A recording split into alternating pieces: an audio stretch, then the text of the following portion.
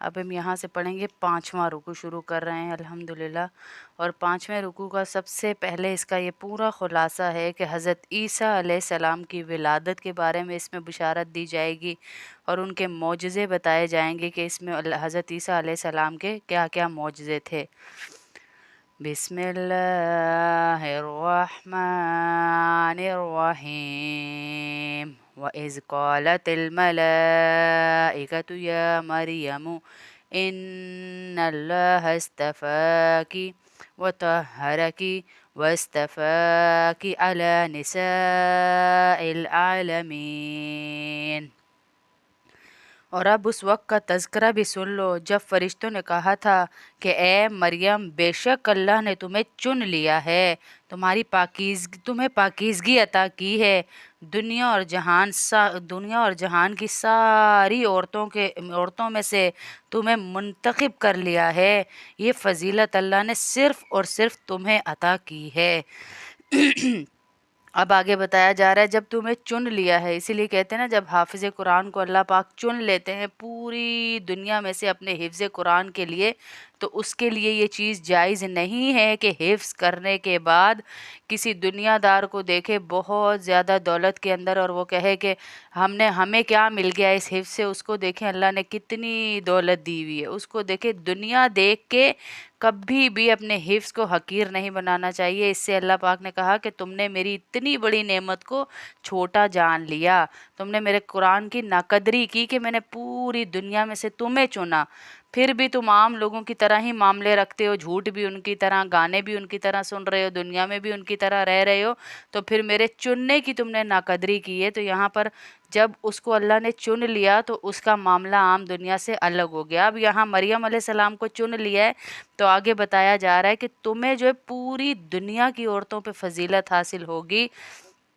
آگے کرنے کا کام بتا رہے ہیں، یا مریم اقنتی لربک واسجدی وارکعی مع الراکعین۔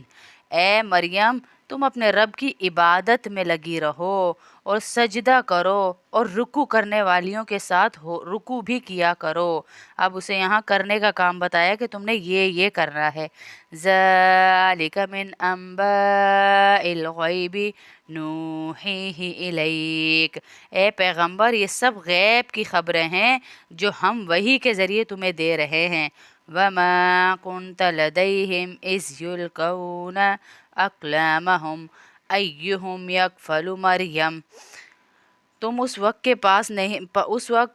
ان کے پاس نہیں تھے۔ یہ پیغمبر صلی اللہ علیہ وسلم کو بتایا جا رہا ہے کہ تم اس وقت ان کے پاس نہیں تھے جب وہ طے کرنے کے لیے اپنے قلم ڈال رہے تھے کہ ان میں سے کون مریم کی کفالت کرے گا۔ وَمَا كُنْتَ لَدَيْهِمْ إِذْ يَخْتَصِمُونَ۔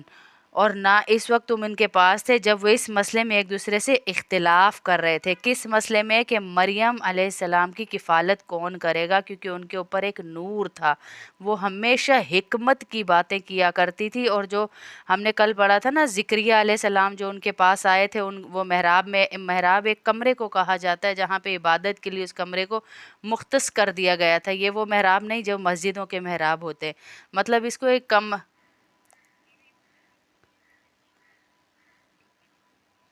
آل عمران ہم پڑھ رہے ہیں نا، یہ پوری سورت، ان کے والد کا نام عمران تھا۔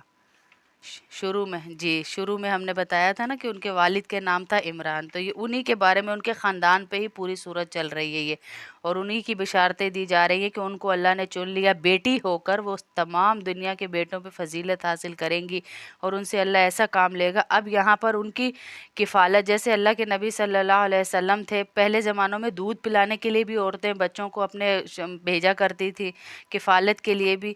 تو اب یہاں پر آ گیا حضرت مریم علیہ السلام کی کفالت کا معاملہ کہ اس کی کفالت کون کرے گا۔ تو یہ جو زکریا علیہ السلام تھے، اس کے خالو تھے، خالہ کے شوہر تھے، انہوں نے کہا کہ میں کروں گا، لیکن پوری قوم میں یہ بات ہو گئی کہ نہیں، میں کروں گا۔ تو اللہ نے ایک طریقہ بتایا کہ اس کفالت کے اختلاف رائے پیدا ہوا تو اس کا فیصلہ قرآن اندازی کے ذریعے ہوگا، اور تمام لوگ جا کے اپنے کلموں کے ذریعے اس میں قرآن ڈالیں گے، یعنی ایک دریا میں، ایک سمندر یا بہتی ہوئی جگہ پہ نہر میں جا کر تم ڈالو گے وہ قلم، سارے اپنے اپنے قلم ڈالو گے، اور جس کا قلم بہاؤ کی طرف، بہاؤ میں تو آگے کی طرف چیز جاتی ہے نا، لیکن انہوں نے طے کیا کہ جس کا قلم رک جائے گا نا بہاؤ کی طرف، وہ حضرت مریم کی کفالت کرے گا، اور وہ نام آیا تھا پھر زکریا علیہ السلام کا۔ اذ قالت الملائکۃ یا مریم ان اللہ یبشرک بکلمۃ من اسمہ المسیح عیسی بن مریم وجیہا فی الدنیا والآخرۃ من المقربین۔ اور وہ وقت بھی یاد کرو جب فرشتوں نے مریم علیہ السلام سے کہا تھا، اے مریم، اللہ تعالیٰ تمہیں اپنے ایک کلمے کی پیدائش کی خوشخبری دیتا ہے جس کا نام عیسیٰ ابن مریم ہوگا۔ حضرت عیسیٰ علیہ السلام کو کلمۃ اللہ کہنے کی وجہ یہی تھی کہ وہ اللہ کے کن کا ایک امر تھے، اللہ کے فیصلہ تھا ایک کہ بس میں جو چاہتا ہوں میں کر دیتا ہوں۔ اور پیچھے ایک آگے بھی تمہید بھی باندھی جائے گی، پیچھے جو باندھی گئی تھی کہ بتایا گیا کہ حضرت زکریا علیہ السلام کو وہیں پہ دعا کیوں کروائی، کیونکہ یحییٰ علیہ السلام نے آنا تھا اور بڑھاپے میں ان کو اولاد دے کر نصارہ کے منہ بند کرنے تھے کہ اللہ بڑھاپے میں جہاں تمہاری ساری بایو فیل ہو چکی ہے کہ ماں بھی بوڑھی، باپ بھی بوڑھا، اولاد ہوگی کیسے، تو میں بڑھاپے میں بھی اولاد دے سکتا ہوں۔ یہ تمہید باندھی جا رہی تھی حضرت عیسیٰ علیہ السلام کی پیدائش کے لیے کہ میں بغیر باپ کے بھی اولاد دے سکتا ہوں، بڑھاپے میں بھی دے سکتا ہوں، اور بغیر میں جو چاہتا ہوں اللہ کہتے ہیں میں کر سکتا ہوں۔ وَيُكَلِّمُ النَّاسَ فِي الْمَهْدِ وَكَهْلًا وَمِنَ الصَّالِحِينَ قَالَتْ رَبِّ أَنَّىٰ يَكُونُ لِي وَلَدٌ وَلَمْ يَمْسَسْنِ بَشَرٌ قال كذلك الله يخلق ما يشاء إذا قضى أمرا فإنما يقول له كن فيكون ويعلمه الكتاب والحكمة والتوراة والإنجيل۔ اور پھر وہ وقت بھی کہا کہ یاد کرو، پہلے تو کہا کہ عیسیٰ علیہ السلام کی خوشخبری دی گئی جو دنیا اور آخرت میں آپ کے لیے بہت اچھا بنے گا، بہت آپ کے کارآمد ہوگا، اور وہ ایسا ہوگا کہ اللہ کے مقرب بندوں میں ہوگا۔ پھر کہا اور وہ گہوارے میں بھی لوگوں سے بات کرے گا، یعنی ماں کی گود میں بھی لوگوں سے بات کرے گا۔ حضرت اللہ تعالیٰ نے حضرت مریم علیہ السلام کی پاک دامنی، جی وہ یعنی ماں کی گود والا جو جھولا ہوتا ہے اس میں بھی سب سے پہلی گود کہا نا ماں کی گود، تو اس میں بھی بات کرے گا، یا بستر پہ بات کرے گا، یا ایسا کہ جو بچے کے ہم سوچ نہیں سکتے کہ اتنا چھوٹا اور یہ کیسے بات کرے گا کہ پیدائش کے فوراً بعد اس سے بات کروائی گئی۔ حضرت عیسیٰ علیہ السلام نے اپنی ماں کی پاک دامنی کو ثابت کرنے کے لیے معجزے کے طور پر اس وقت بات کرنے کی قدرت اللہ نے عطا فرمائی تھی جب وہ دودھ پیتے تھے۔ اس کا ذکر تفصیلاً آگے سورہ مریم میں سارا آئے گا، یہاں پر صرف اس صورت میں ان کی خوشخبری کے بارے میں بتایا جا رہا ہے کہ ان کو خوشخبری دی جا رہی ہے کہ تمہیں ایک بیٹا دیا جائے گا۔ پھر وہ کہہ رہی ہیں یا اللہ کیسے ہو سکتا ہے، مجھے تو اور وہ بڑی عمر میں بھی اور راست باز لوگوں میں سے ہوگا، دونوں طرح سے وہ بات کرے گا۔ پھر مریم علیہ السلام نے کہا یا اللہ یہ کیسے ہو سکتا ہے کہ مجھے لڑکا پیدا ہو جائے جبکہ مجھے کسی بشر نے چھوا تک نہیں۔ اللہ تعالیٰ نے فرمایا اللہ اسی طرح جس کو چاہتا ہے پیدا کرتا ہے، اور جب وہ کوئی کام کرنے کا فیصلہ کر لیتا ہے تو صرف اتنا کہتا ہے کن، تو وہ کام ہو جاتا ہے۔ میرے کن میں ہی کام کا ہونا ہے۔ اللہ ہم سب کی مشکلوں کو بھی اپنے کن سے ہی حل کر دے، اور روزیوں کے اسباب اور جتنے ہمارے دلوں میں جائز دعائیں ہیں اللہ وہ ساری کی ساری پوری فرمائے۔ بس میرے کن سے وہ کام ہو جاتا ہے، اور وہی اللہ اس کو عیسیٰ ابن مریم کو کتاب و حکمت، تورات اور انجیل دے کر بھیجے گا۔ اللہ نے یہاں یہ بھی بات ثابت کر دی وَيُعَلِّمُهُ اللَّهُ الْكِتَابَ وَالْحِكْمَةَ وَالتَّوْرَاةَ وَالْإِنجِيلَ، اور وہی اللہ اس کو یعنی عیسیٰ ابن مریم کو کتاب و حکمت اور تورات و انجیل کی تعلیم دے گا، وہ بتائے گا اس کو سب کچھ، وہ آنے والا ہے۔ وَرَسُولًا إِلَى بَنِي إِسْرَائِيلَ، اور وہ رسول ہوں گے بنی اسرائیل کے لیے. انی قد جئتکم بآیت میں ہمارا یہ زبر ڈالا جی. انی قد جئتکم بآیت نہیں زبری مٹا ہوا ہے وہ. جی جی. انی قد جئتکم بآیت من ربکم انی اخلق لکم من الطین کہیئت الطیر فانفخ فیہ فیکون طیرا بإذن اللہ وأبرئ الأکمہ والأبرص وأحيي الموتى بإذن الله وأنبئكم بما تأكلون وما تدخرون في بيوتكم إن في ذلك لآية لكم إن كنتم مؤمنين. اور بنی اسرائیل میں سے وہ رسول ہوں گے اور وہ رسول بنا کر بھیجے گا اللہ جو لوگوں سے یہ کہے گا کہ میں تمہارے پاس رب کی طرف سے ایک نشانی لے کر آیا ہوں. اور وہ نشانی یہ ہے، یعنی اب یہ معجزوں کا ذکر ہونے لگا ہے جو عیسیٰ علیہ السلام کو دیے گئے تھے کہ میں تمہارے سامنے گارے سے، یعنی وہ جو کچی مٹی ہوتی ہے نا جس سے برتن بنتے ہیں، اس سے برتن جیسی ایک شکل کی طرح بناتا ہوں، پھر اس میں پھونک مارتا ہوں تو وہ اللہ کے حکم سے پرندہ بن جاتا ہے. یہ ان کو معجزہ دیا گیا تھا کہ وہ پرندہ بن جاتا تھا صرف ایک پھونک سے. اور میں اللہ کے حکم سے مادر زاد، یعنی جو بالکل بون جو ہوتے ہیں نا بلائنڈ، ان کو، اندھوں کو بھی میں آنکھیں دے دیتا ہوں. اللہ کے حکم سے بار بار ساتھ بول رہے ہیں. اور کوڑی کو تندرست کر دیتا ہوں اور مردوں کو زندہ کر دیتا ہوں. اور تم لوگ جو کچھ اپنے گھروں میں کھاتے یا ذخیرہ کر کے رکھتے ہو میں وہ سب جانتا ہوں. اگر تم ایمان لانے والے ہو تو ان تمام باتوں میں تمہارے لیے کافی نشانیاں ہیں. یہ سب معجزے تھے جو حضرت عیسیٰ علیہ السلام کو اللہ نے بطور نبوت کے ثبوت کے طور پر عطا فرمائے تھے.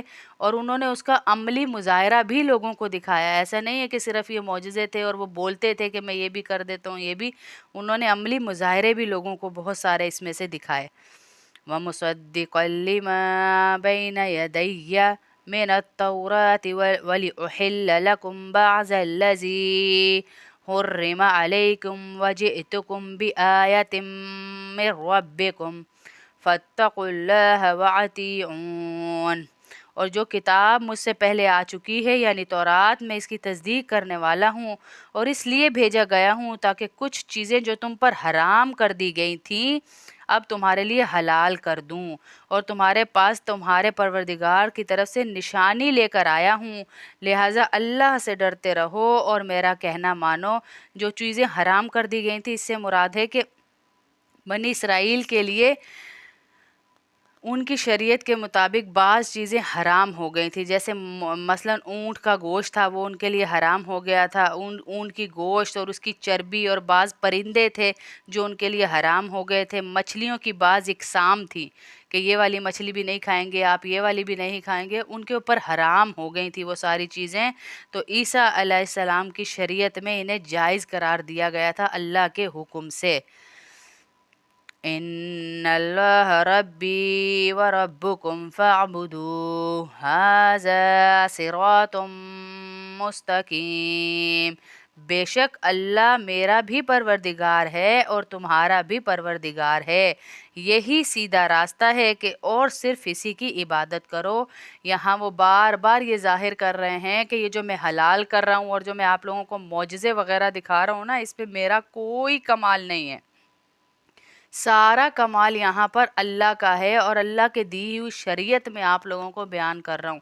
ورنہ میرا اس میں کوئی کمال نہیں کہ میں مٹی سے جو ہے پرندے بنا بنا کے اڑا رہا ہوں یا مردوں کو زندہ کر رہا ہوں، یا جن کو اللہ ہی نے اندھا پیدا کر دیا ان کو آنکھیں عطا ہو رہی ہیں، یا کوڑی جو ہے جو بالکل وہ پل بیری کی بیماریاں ہیں، کوڑ پڑ گیا اس کے جسم پہ، وہ ٹھیک ہو رہے ہیں. تو یہ سارے احکام اللہ کی طرف سے ٹھیک ہو رہے ہیں، یہ میرے حکم سے یا میرے کسی چیز سے نہیں ہو رہے. بار بار وہ ظاہر کر رہے ہیں بیچ میں کہ یہ چیز اس لیے ہو رہی ہے. فَلَمَّا أَحَسَّ عِيسَىٰ مِنْهُمُ الْكُفْرَ قال من انصاری الی اللہ قال الحواریون نحن انصار اللہ آمنا باللہ واشہد بأننا مسلمون۔ پھر جب عیسیٰ علیہ السلام نے محسوس کیا کہ وہ کفر پر آمادہ ہیں تو انہوں نے اپنے پیروں سے کہا کون کون لوگ ہیں جو اللہ کی راہ میں میرے مددگار ہوں گے، کون کون لوگ ہیں جو اللہ کی راہ میں میرے مددگار ہوں گے؟ حواریوں نے کہا ہم اللہ کے دین کے مددگار ہیں، ہم اللہ پر ایمان لا چکے ہیں اور آپ گواہ رہیے گا کہ ہم فرما بردار لوگ ہیں۔ حضرت عیسیٰ علیہ السلام کے صحابہ کو حواری کہا جاتا تھا۔ جو ہمارے نبی صلی اللہ علیہ وسلم کے دوست تھے ان کو صحابی کہا جاتا تھا، جنہوں نے ایمان کی حالت میں اللہ کے نبی صلی اللہ علیہ وسلم کو دیکھا، ورنہ دیکھا تو ان کے سگے چچا نے بھی تھا، ابو لہب نے بھی، جن کو قرآن میں بد دعا دی گئی۔ شرط یہ ہے کہ ایمان کی حالت میں اللہ رب العزت اللہ کے نبی صلی اللہ علیہ وسلم کو دیکھا ہو، اسی طرح صحابی حواری ان کو کہا جاتا ہے۔ لیکن یہاں پر ایک واقعہ بھی کوڈ کیا کہ تکبر حواری یا صحابی ہونے کا انسان کو اس وقت بھی ہلاک کر دیتا ہے۔ نیکی کا تکبر بہت بری چیز ہے کہ میں کسی کو جو ہے وہ بھائی دین پہ لگانے والا، میں نمازی بنانے والا، میں کھلانے والا، یا ہم نیک اور باقی تو سارے ایسے ہی ہیں۔ ایک دفعہ حضرت عیسیٰ علیہ السلام جا رہے تھے اور ان کے حواری ان کے ساتھ جا رہے تھے۔ حواریوں کو دیکھ کے، جیسے اللہ والوں کو دیکھ کے ایک عام دنیا دار ہوتا ہے وہ ان کی رسپیکٹ میں کھڑا ہو جاتا ہے یا دیکھنا شروع کر دیتا ہے، کبھی ایسے حلیہ ایسا ہوتا ہے اللہ والوں کا، کبھی ان کی نور ایسا نکلتا ہے۔ تو اوپر سے ایک ڈاکو جا رہا تھا پہاڑ کے اوپر سے، اس ڈاکو نے حضرت عیسیٰ علیہ السلام کے حواریوں کو دیکھا اور ان کو دیکھا عیسیٰ علیہ السلام کو، تو انہوں نے کہا کیا ہی اللہ کی شان ہے، یعنی ان کو دیکھ کے ان کو اللہ یاد آ گیا اس ڈاکو کو۔ تو حضرت عیسیٰ علیہ السلام کے حواریوں نے ایسے ہی دل میں کہا منہ بنا کر ہوں، یعنی ایک جو تکبر والا ہوتا ہے نا، یار تم لوگ ہوں، تو وہ ہوں اللہ کو اتنی ناپسند آئی کہ اللہ رب العزت نے اسی وقت وحی بھیجی کہ تمہارے پیچھے دو لوگ ہیں، ایک جو پہاڑ کے اوپر ڈاکو ہے اور ایک تمہارا حواری، ان دونوں کو جا کر کہہ دو آج سے ان کا نامہ اعمال پورے کے پورا ضائع، دوبارہ سے نیکیاں شروع کریں، اور ان کی دوبارہ سے جو برائی والا ہے اس کو کہو دوبارہ سے نیکیاں شروع کریں، اور جو نیکیوں والے ہیں ان کو بھی کہو دوبارہ سے نیکیاں، کیونکہ ان کی ہوں کی وجہ سے، ان کے تکبر کی وجہ سے میں نے ان کی نیکیاں ضائع کر دیں، اور اس کو اللہ کو یاد کرنے کی وجہ سے کہ تمہارے حلیے دیکھ کے اس کو اللہ یاد آیا، اس کے سارے گناہ ضائع کر دیے۔ اس کو بولو نیکیاں کریں، ان کو بھی بولو آج سے دوبارہ جمع کریں۔ اب کتنی مومنٹس زندگی میں ایسی آتی ہیں جو نیکیاں ہم دہرا نہیں سکتے، وہ اسی وقت آتی ہیں اور کر دیتے ہیں۔ اب ایک ہوں اور تکبر کی وجہ سے بڑے بڑے اعمال والوں کو اللہ نے نیچے گرا دیا، تو ہم تو کسی کیٹیگری میں ہی نہیں ہے کہ ہمارا معاملہ پتہ نہیں ہونا کیا ہے۔ اللہ معاف کرے کہ چھوٹی چھوٹی باتوں پہ ایک دوسرے کو سنا دینا، چھوٹی چھوٹی باتوں پہ ایک دوسرے کے آگے آ جانا کہ میں نے ہی سب کچھ کیا ہے، میں ہی کرتا ہوں۔